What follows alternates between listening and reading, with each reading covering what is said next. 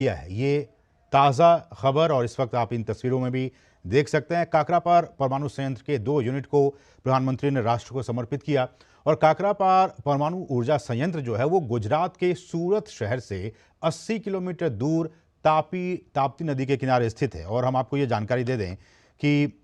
ये जो 2 नए हैवी वाटर रिएक्टर हैं, 22,500 करोड़ रुपए की लागत से ये 2 नए हैवी वाटर रिएक्टर का लोकार्पण आज किया गया प्रधानमंत्री की तरफ से। और इसी यूनिट में इस वक्त आप देख सकते हैं इन तस्वीरों के जरिए प्रधानमंत्री मौजूद। और ये जो काकरापार रिएक्टर है,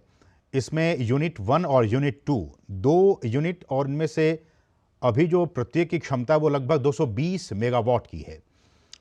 लेकिन जो 700 मेगावाट की परियोजनाएं यूनिट 3 और यूनिट 4 की हैं, वो विश्व में कहा जाता है कि सबसे सुरक्षित रिएक्टरों में से अगर कोई रिएक्टर है तो वो काकरापार का जो न्यूक्लियर इंस्टॉलमेंट है वो है, सबसे सुरक्षित माना जाता है इसे। और सबसे महत्वपूर्ण ये भी कि चाहे वो यूनिट 3 की बात कर लें या फिर यूनिट 4 की बात कर लें, स्टील लाइन की इसमें आंतरिक रोकथाम प्रणाली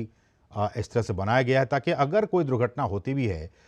तो किसी भी रेडियो एक्टिव एलिमेंट्स और जो रेज निकलते हैं उसको उत्सर्जित होने से रोकने का काम करता है। तो इसकी व्यवस्था भी इस रिएक्टर में है। और हम आपको अगर बता दें कि ये सिविल न्यूक्लियर के लिए और इस दिशा में बहुत ही महत्वपूर्ण आज का दिन, 2 नए हेवी वाटर रिएक्टर का लोकार्पण किया गया है और इसकी कुल लागत 22,500 करोड़ रुपए की है। और भारत की जो परमाणु यात्रा रही है वो भी काफ़ी महत्वपूर्ण रही है, इस तरह से कि 1940 के दशक में इसकी शुरुआत हुई और जिस तरह से अब इसमें और भी महत्वपूर्ण कदम इसके लिए उठाए गए हैं। लगातार भारत असैन्य परमाणु के क्षेत्र में लगातार बढ़ता जा रहा है, तमाम देशों के साथ सहयोग भी कर रहा है। हम जानते हैं कि भारत की कोशिश है कि चाहे वो परमाणु ऊर्जा की बात हो या फिर जो गैर परंपरागत जो ऊर्जा की बात है, इसमें किस तरह से भारत अपने आप को आगे बढ़ाए, ताकि प्रधानमंत्री का जो एक सपना है कि 2070 तक हम कार्बन न्यूट्रल देश के तौर पर खुद को स्थापित करें,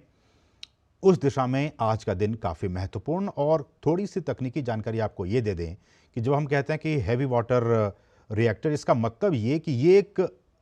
परमाणु ऊर्जा रिएक्टर होता है जो कि आमतौर पर उसमें जो ईंधन यूज़ किए जाते हैं, हम जानते हैं कि यूरेनियम का प्रयोग होता है, थोरियम का प्रयोग होता है, ये आमतौर पर इसके ईंधन होते हैं। तो अपने इस ईंधन के रूप में जो जो असंवर्धित जो प्राकृतिक यूरेनियम है उसका उपयोग किया जाता है इस तरह के जो हैवी वाटर रिएक्टर्स होते हैं।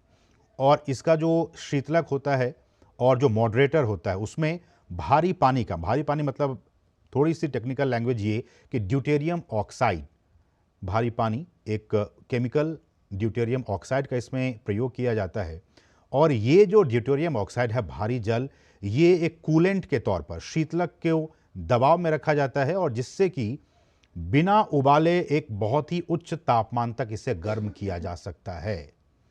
जैसा कि एक अगर हम कहें कि जो सामान्य दबाव वाले जो जल रिएक्टर होते हैं उसमें वैसा ही होता है, जबकि भारी पानी सामान्य जो हल्के पानी की तुलना में काफ़ी अधिक महंगा होता है।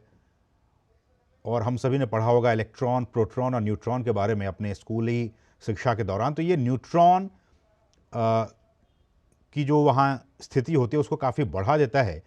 जिससे रिएक्टर्स को ईंधन के संवर्धन की सुविधाओं के बिना भी संचालित करने की आपको एक अनुमति मिल जाती है, सहूलियत हो जाती है। तो ये कुछ तकनीकी बातें, और इसी लिहाज से आप देख सकते हैं कि चाहे वो हैवी वाटर रिएक्टर की बात हो या फिर इससे पहले की जो स्थिति थी, इन दोनों ही स्थितियों में बहुत ही महत्वपूर्ण परमाणु ऊर्जा के जनरेशन के लिए, उसके उत्पादन के लिए